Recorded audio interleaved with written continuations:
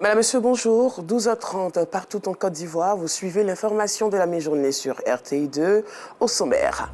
Partout en terre éburnie existent plusieurs sites touristiques. Parmi ces sites, le lac d'Elbo dans la région de Gagnoa. Nous y reviendrons dans quelques instants.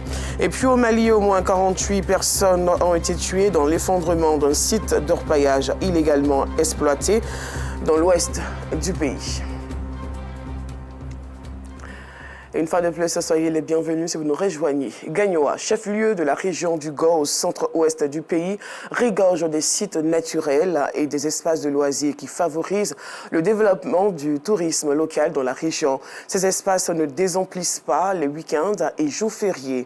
Nos reporters Edo Fofana, Gilles Tonien et Sidiki Ouattara reviennent de la cité du fromager. Situé en plein cœur de la ville de Gagnoa, au centre-ouest du pays, à environ 300 km d'Abidjan, le lac d'Elbo fait la fierté des habitants de la cité du fromager.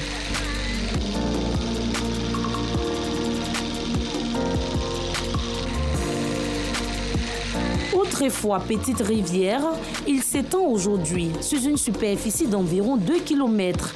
Le lac d'Elbo, une richesse pour la région du Go. Le lac, c'était tout juste une petite rivière, un filon. Et en 1966, comme la ville de Gagnoa n'avait pas d'eau, le Fou-Boigny a dû faire ce barrage-là avec un château pour donner de l'eau à la ville de Gagnoa.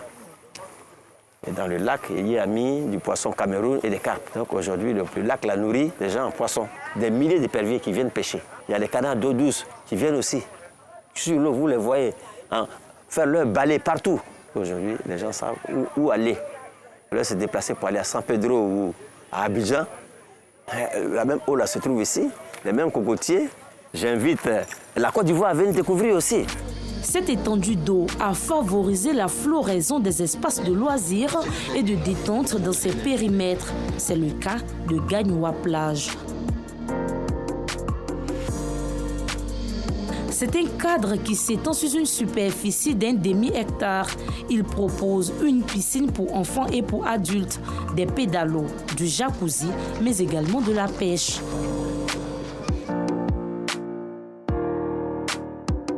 Les week-ends et jours fériés, cet espace refuse du monde. Je suis venu me distraire avec mes collègues parce qu'on passe tout le temps dans les bureaux, dans nos différents bureaux. Vraiment, de temps en temps, il faille qu'on vienne changer un peu d'air. Vraiment, ça donne encore du boom, quoi. Quand tu reprends le service, vraiment, c'est intéressant.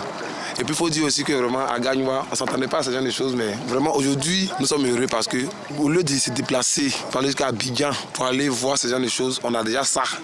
À Gagnoa. Comme Dimitri, ils sont nombreux ces visiteurs qui sont séduits par ce lieu. Je suis venu passer le week-end à Gagnoa. Et donc là, mon collègue là me fait découvrir cet endroit.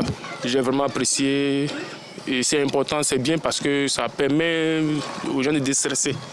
Après une longue semaine stressante, quand vous vous retrouvez là, vraiment, je pense qu'au sortir de là, le lundi, vous retenez vraiment fort, plein d'énergie. Et moi, j'invite les gens vraiment à découvrir cet endroit-là qui est vraiment un endroit très attrayant. L'une des particularités de cet espace, la gastronomie africaine et européenne, en passant par les aires de jeu et la balade sur l'eau. Ils m'ont bien accueilli, il y a des cocktails. C'est très bien fait, le cadre est très beau. Abidjan Gagnoa, c'est pareil.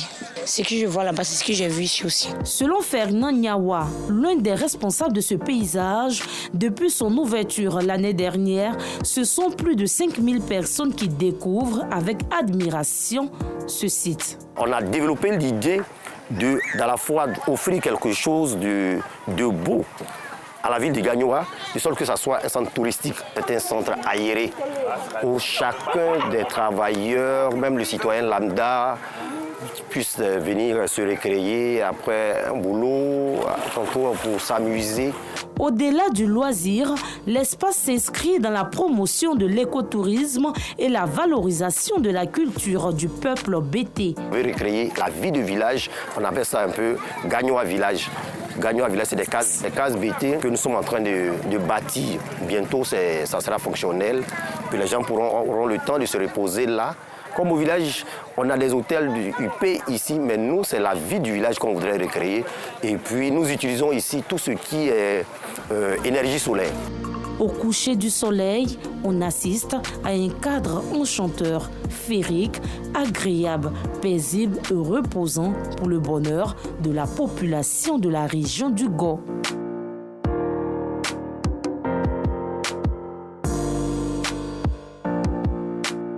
Un site beaucoup sollicité pour les cérémonies de mariage, de baptême et d'anniversaire. Et après il dort, pendant qu'ils sont couchés, moi je suis en train de naviguer les plans. Moi je suis couché. Au petit matin, une autre découverte, le parc Axel, un lieu conçu pour permettre aux tout petits de se récréer et de se divertir.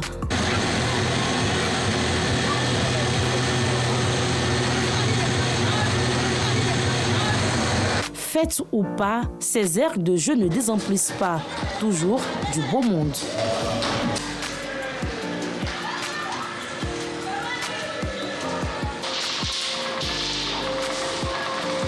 Venue de France avec ses enfants pour les vacances en Côte d'Ivoire, Asta ne manque pas de profiter de ce parc d'attractions.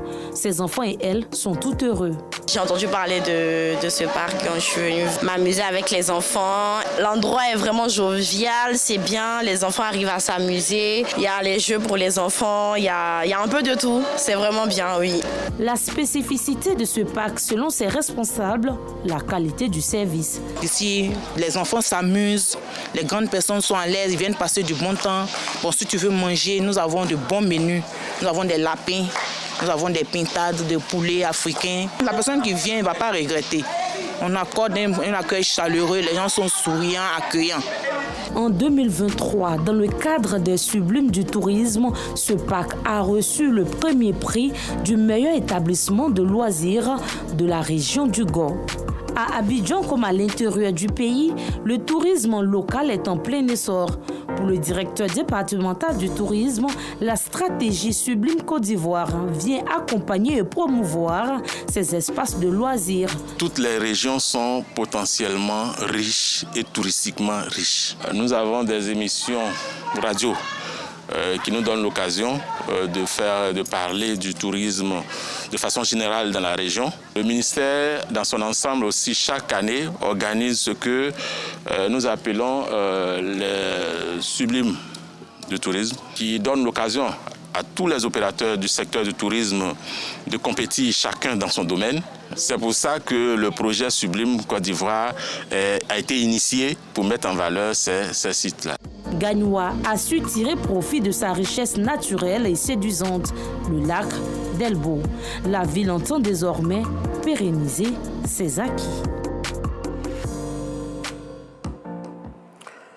Un reportage à revoir sur les canaux digitaux du groupe RTI. Cérémonie d'investiture des présidents des associations des jeunes, des femmes et du président de la mutuelle des cadres et des travailleurs au village de Zo-Sonkwa, village situé dans la commune d'Anyama. Cette cérémonie s'inscrit dans l'optique de faire d'Anyama une localité émergente. Laurence Kakra. Les présidents des associations des cadres, femmes et jeunes du village de Zonzokwa, situé dans la commune d'Anyama, ont été investis. Leur mission est de faire de la localité d'Anyama un arbre de paix et surtout amorcer le développement.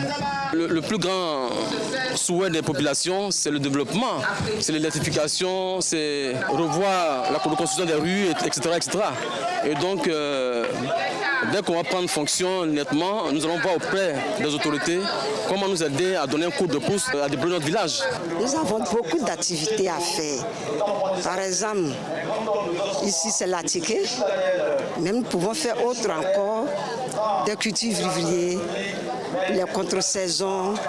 Donc nous avons beaucoup de projets pour nos mamans, pour qu'ensemble nous puissions relever le défi d'Anyama.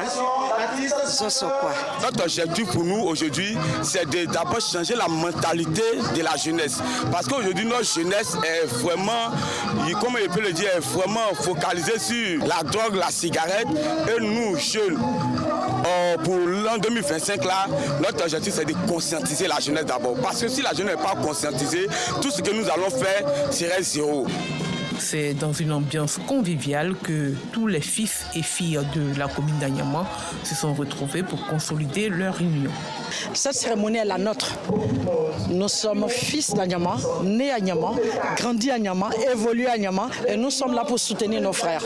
Voilà, les bureaux déjà bien assis sont venus pour soutenir les nouveaux. Voilà, le savoir, ce n'est pas une question d'âge, c'est une question d'expérience. C'est vrai que nous sommes malinqués, mais quand on nous demande vous venez d'où, on vient d'Anyama. Nous sommes venus soutenir nos frères Aké et nos frères aussi qui sont en train de prendre maintenant leur place tout auprès de nous. Et c'est ensemble, Anyama, c'est une ville de cohésion, de paix et nous avons l'intention de continuer dans ce sens. Je suis née ici. Mais quand je suis revenue, je n'ai pas reconnu mon village. Et je voudrais que mon village, on ne peut pas dire qu'il va reprendre son truc datant, mais il faudrait qu'on soit digne et qu'on reste fier de ce village-là. Avant, c'était un village de paix. Tout le monde s'identifiait à Anyama parce qu'il y avait la paix. Ce sont des structures qui sont appelées à apporter ce qu'il y a de développement. À partir de ces structures-là, nos différents chefs, en harmonie, pourront vraiment apporter le développement dans nos différents villages. Fini pour être plus fort, le message véhiculé au cours de cette investiture.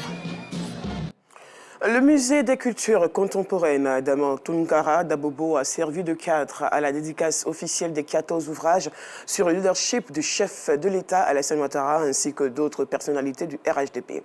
Cet événement de portée littéraire est une initiative du professeur Moussa David Soro, promoteur des nouvelles éditions Balafon. Objectif, permettre à la jeune génération de s'inspirer du leadership du président Alassane Ouattara. Connais Parga Soro. Depuis son accession à la magistrature suprême, le président de la République, Alassane Ouattara, a séduit plus d'un par la qualité de son leadership éclairé au service du développement. Pour immortaliser cet impressionnant bilan de mandature, 14 ouvrages ont été dédicacés en son honneur au musée des cultures contemporaines à Damantungara d'Abobo.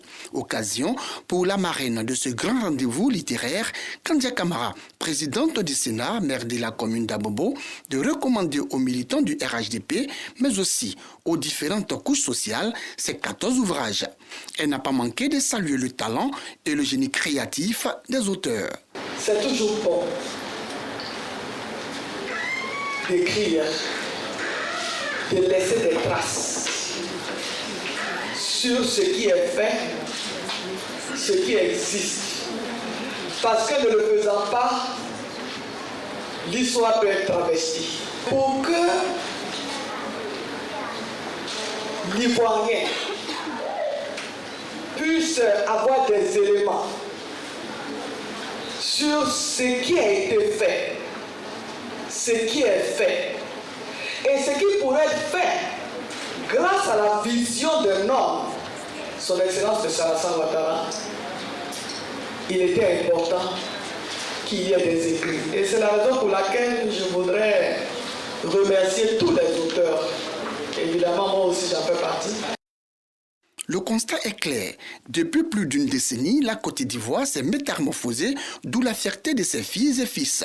Moussa Soro, promoteur de la maison d'édition des différentes œuvres publiées, invite les lecteurs à se procurer ces ouvrages qu'il considère comme une source d'inspiration.